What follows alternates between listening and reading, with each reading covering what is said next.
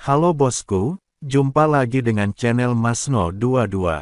Sebelum lanjut ceritanya jangan lupa subscribe, like, satu lagi jangan di-skip nontonnya ya. Terima kasih. Chen tersenyum tak berdaya dan langsung mengejarnya. Keduanya sama-sama menyimpan sedikit misteri tentang satu sama lain, dan itu bukan hal yang buruk. Lagi pula, mereka baru saja bertemu, jadi tidak mungkin mereka membocorkan detailnya. Apalagi, tampaknya identitas Lin Keting tidak sederhana, dan ia tidak akan mengungkapkan identitasnya dengan mudah.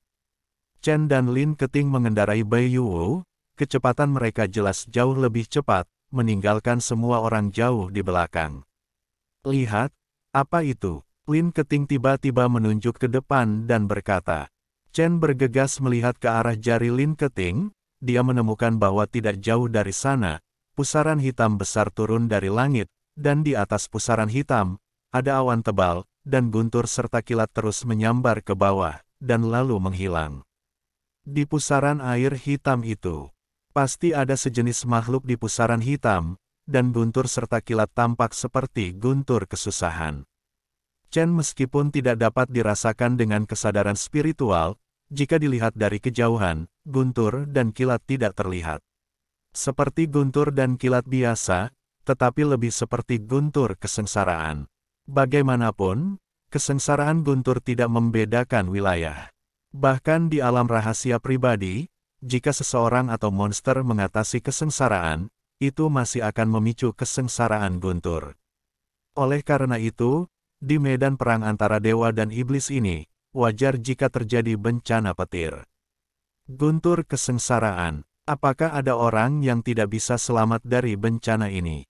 Wajah Lin Keting sangat terkejut. Mungkin bukan umat manusia yang mengalami kesengsaraan.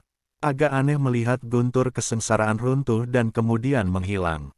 Chen alisnya sedikit berkerut, dan ekspresinya menjadi sangat serius. Apakah itu sejenis monster? Lin Keting juga mengerutkan kening, guru tidak pernah memberitahuku bahwa ada.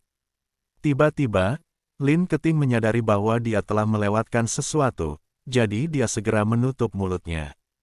Chen memandang Lin Keting dan berkata, apa yang baru saja kamu katakan? Tuan apa? Tidak, aku bilang alangkah baiknya jika tuanku ada di sini. Aku tidak akan takut dengan monster yang kuat. Lin Keting dengan cepat mengubah kata-katanya.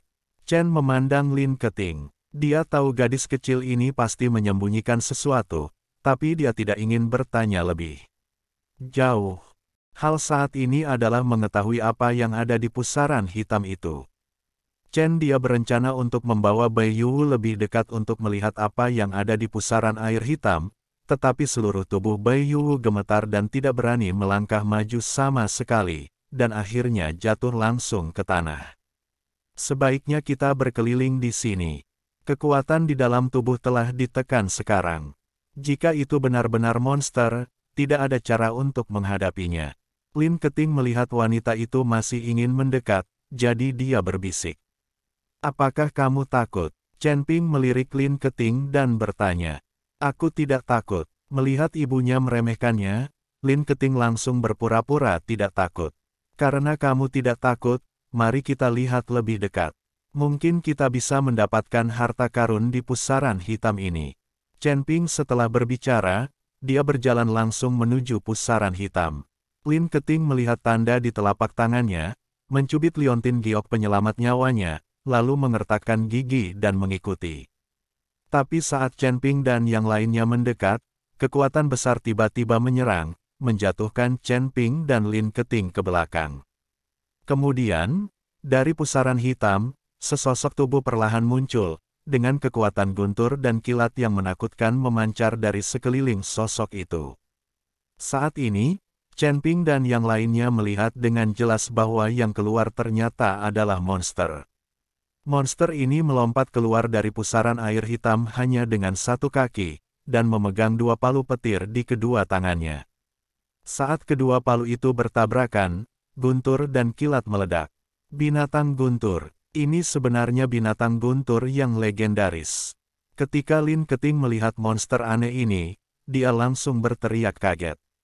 Sialan umat manusia, mengganggu latihanku. Binatang petir ini mengucapkan kata-kata manusia dan terus mendekati Ceping dan Lin Keting. Selain itu, guntur dan kilat yang menakutkan di tubuhnya telah mengurung Yang dan Lin Keting. Jika berada di luar, Chen Ping tidak akan takut. Bagaimanapun, dia sudah memiliki asal mula guntur dan kilat. Tapi sekarang, kecuali kekuatan fisik tubuhnya, dia tidak bisa menggunakan kekuatan seni bela diri apapun. Melihat binatang petir itu mendekat, Lin Keting mengulurkan telapak tangannya dan terus melambai ke arah binatang petir itu.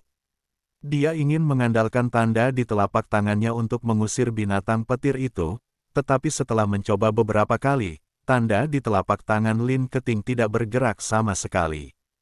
Melihat binatang petir itu semakin dekat, Lin Keting menangis. "Tuan, kamu curang, bagaimana kamu bisa melakukan ini?"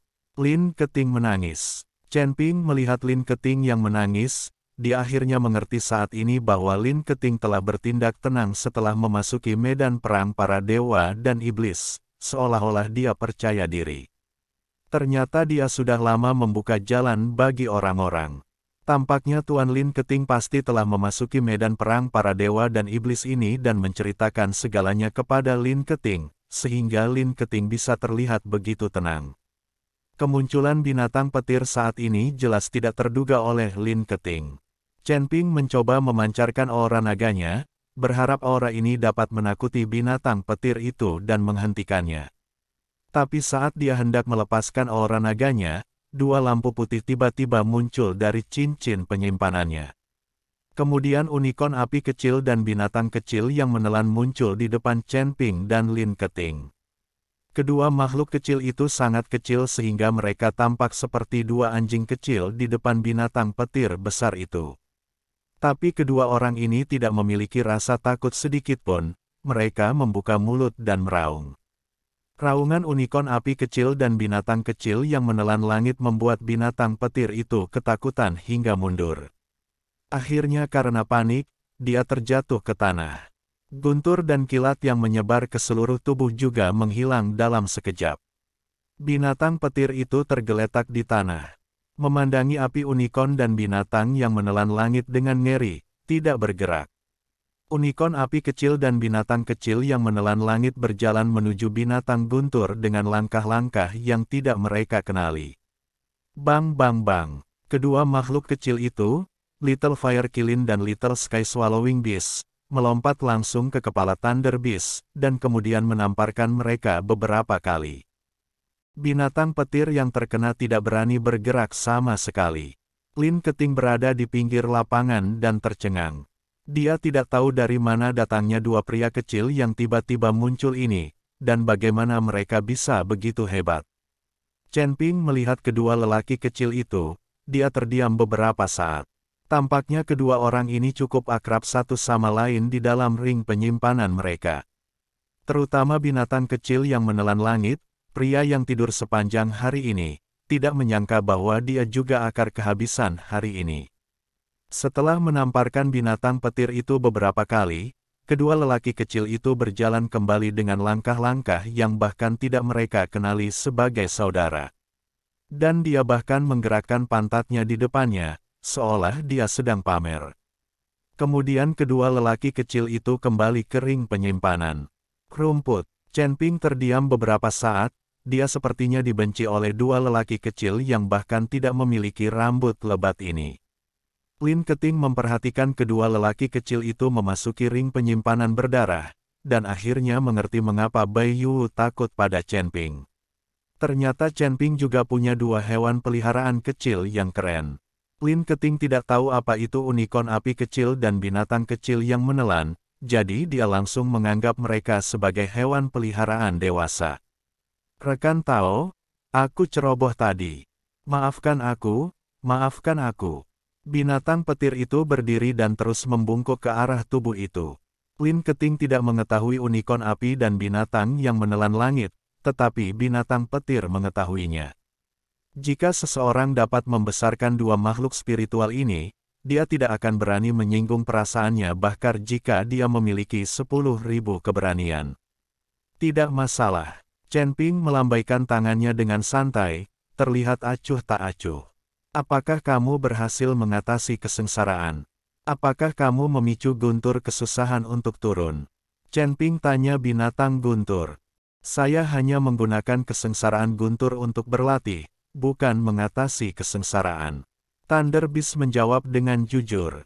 Pada saat ini, semua orang yang tertinggal bergegas. Ketika mereka melihat binatang petir di depan mereka, ekspresi mereka berubah drastis. Binatang guntur saat ini. Orang tua di antara kerumunan itu mengenali binatang guntur dan sangat ketakutan hingga kakinya menjadi lemah dan dia terjatuh. Di dunia para dewa dan manusia, binatang petir hanyalah legenda. Sangat sedikit orang yang pernah melihat binatang petir. Terlebih lagi, mereka dikatakan sangat ganas. Ketika dua palu godam saling bersentuhan, mereka dapat mengeluarkan ribuan guntur dan kilat bakar orang secara langsung. Binatang guntur melirik semua orang, lalu kebajingan itu. Ini semua milik kita bersama, kata Chen Ping. Melihat ini, binatang guntur segera menyingkirkan palunya, menangkupkan tinjunya dan berkata, rekan-rekan tahu jangan takut, saya tidak akan menyakitimu. Ketika semua orang mendengar apa yang dikatakan Thunder Beast, mereka merasa lega. Ada rumor bahwa binatang petir ini ganas. Begitu kita melihatnya kali ini, semua rumor itu salah. Tampaknya binatang petir ini berpenampilan agak galak tetapi memiliki kepribadian yang baik. Saat aku keluar kali ini, aku akan berdebat dengan siapapun yang mengatakan binatang petir itu ganas. Melihat binatang petir itu tidak berbahaya sama sekali, para biksu mulai mendiskusikannya. Chen Ping tersenyum sedikit. Jika binatang petir itu tidak ditakuti oleh unicorn api kecil dan binatang kecil yang menelan langit, mereka akan mati di bawah guntur dan kilat. Ke depan dari sini, akankah kita mencapai tebing tulang patah? Lin Keting bertanya pada binatang guntur. Binatang petir itu tertegun sejenak, lalu mengangguk, "Ya, saya tidak tahu bagaimana gadis ini tahu bahwa tebing tulang patah ada di depan. Apakah Anda pernah ke sini sebelumnya?" Lin Keting mengerutkan bibirnya dan menggelengkan kepalanya dengan cepat, "Saya belum pernah ke sini, saya baru mendengarnya." "Apa itu tebing tulang patah?" Chen Ping bertanya. "Broken Bone Cliff hanyalah tebing biasa." "Cliff, ini padang salju. Apakah ada gunung? Dari mana datangnya tebing itu?" Chen Ping agak bingung. "Meskipun ini adalah lapangan salju, jika kamu terus maju, akan ada kesalahan besar. Awalnya, tidak ada tebing yang mematahkan tulang di sini, hanya karena bertahun-tahun yang lalu, seorang pria kuat datang ke sini dan mengikuti seorang pembudidaya iblis untuk bertarung, dan akhirnya membagi benua bersalju menjadi dua. Ada patahan antara dua benua, membentuk sebuah tebing besar. Di saat yang sama, terdapat banyak tulang di bawah tebing tersebut, sehingga disebut tebing tulang patah." Thunder Beast menjelaskan secara detail. "Pembudidaya setan. Apakah ada pembudidaya setan di sini?" Chen Ping sedikit mengernyit. "Ini adalah medan pertempuran antara dewa dan iblis. Setelah bertahun-tahun, apakah masih ada yang hidup? Dan siapa pria kuat itu?" Pembudidaya iblis itu adalah orang yang selamat dari medan perang antara dewa dan iblis. Namun, dia terbunuh pada akhirnya, tetapi jejak jiwa sisa dari pembudidaya iblis itu tersembunyi di antara tulang padat tebing tulang patah. Penindasan langit dan bumi di sini juga dilakukan oleh orang kuat, yang secara langsung menekan kekuatan para biksu yang masuk ke sini. Kata binatang guntur, "Astaga, orang kuat itu begitu hebat." Chen Ping terkejut. Dia mengira penindasan terhadap langit dan bumi ini disebabkan oleh orang kuat tertentu setelah medan perang para dewa dan iblis terbentuk. Tanpa diduga, ternyata ada orang kuat di belakangnya yang melakukannya.